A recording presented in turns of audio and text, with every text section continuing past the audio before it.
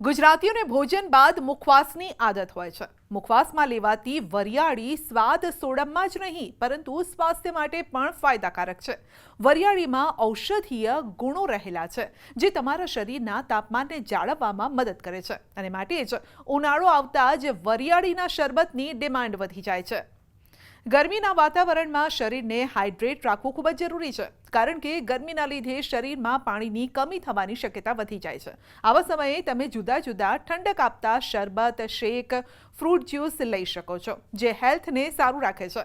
ઉનાળાની ઋતુમાં મોટાભાગે લોકો રોડ રસ્તા પર ગરમીથી રાહત મેળવવા માટે ઠંડા પીણાનું સેવન કરતા હોય છે, પણ જો તમે ઘરે બનાવેલ વરિયાળીનું શરબત પીશો તો શરીરને ઠંડક પણ મળશે અને તમારું સ્વાસ્થ્ય પણ નહીં બગડે કારણ કે વરિયાળીમાં calcium, vitamin C, iron, magnesium અને પોટેશિયમ જેવા પોષક તત્વો હોય છે.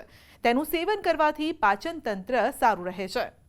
આ શરબતની ગુણવત્તા ઠંડક આપનારી છે જેથી તેમાં સાકર અને ફુદીનો ભેળવીને શરબત બનાવવામાં આવે તો ગરમીમાં થતા અપચામાં રાહત મળે છે. આ આંતરડા સાફ કરે છે અને પાચનમાં સુધારો કરે છે. જે લોકોને ઉનાળામાં પેટની સમસ્યા રહેતી હોય તેમના માટે તો આ શરબત ઉત્તમ ગણાય છે.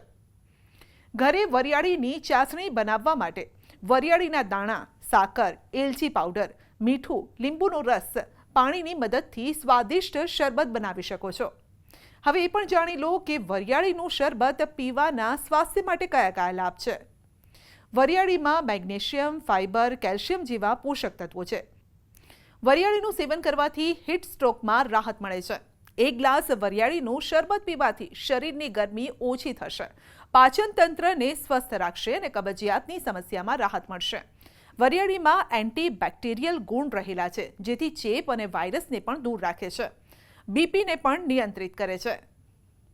વરિયાળીનું શરબત આંખોની રોશની સુધારવા, ત્વચાને સ્વસ્થ રાખવામાં અને તણાવ ઘટાડવામાં પણ મદદ કરે છે. ઉનાળામાં શરીરને ઠંડુ રાખવાની સાથે તે લોહીને પણ શુદ્ધ કરે છે. આ સિવાય તે શ્વાસની દુર્ગંધને રોકવા, વજન ઘટાડવામાં પણ ખાસ મદદરૂપ છે. હીટ સ્ટ્રોકથી બચવા માટે વરિયાળી મુખ્યત્વે ઠંડી પ્રકૃતિની હોવાથી ગરમીથી થતા રોગો જેમ કે હીટ સ્ટ્રોક અથવા તો ખીલ, ડાઘ, પિત્તી ઉછળી આવી શરીર પર ઘણાને ડાઘ થઈ જવા, આવા બધા રોગો સામે વરિયાળીનું પાણીનું સેવન કરવાથી તમને રાહત મળે છે. વરિયાળીનું શરબત બનાવીને અથવા તો વરિયાળી જમ્યા પછી લેવાથી તમારા પાચનમાં પણ એ સુધારો કરે છે. ગરમીમાં વધારે લોકોને જમ્યા પછી ગેસ થઈ જતો હોય, એસિડિટી થાય, બ્લોટિંગ થાય, પેટ ભારે લાગવું જેવી સમસ્યાઓથી રાહત મળે છે. અથવા તો જો ચાવીને ના ખાઈ શકાતી હોય તો તમે વરિયાળીના પાણીનું પણ સેવન કરી શકો છો. વરિયાળીને પલાળીને તેની સાથે ઠંડા પાણીમાં વરિયાળીને પલાળીને તેની સાથે તમે ખડી સાકરને પણ લઈ શકો કે જેથી તે પણ સાકર પણ ઠંડી પ્રકૃતિની હોવાથી તમને ગરમીથી રક્ષણ આપે છે.